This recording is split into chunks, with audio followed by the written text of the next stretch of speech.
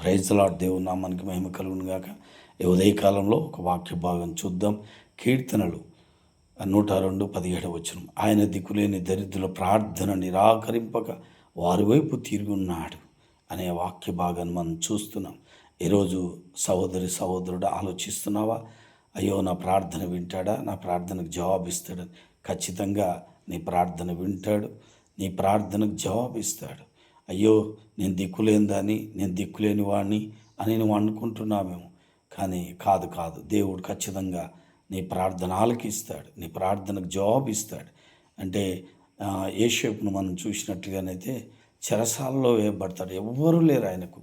కానీ మరి దేశంలో అద్భుతంగా యోసేపును దేవుడు దర్శించి తన ప్రార్థనకు ప్రతిఫలంగా అదే దేశంలో అవమానం జరిగిన అదే దేశంలో దేవుడు అతన్ని ఘనపరిచాడు.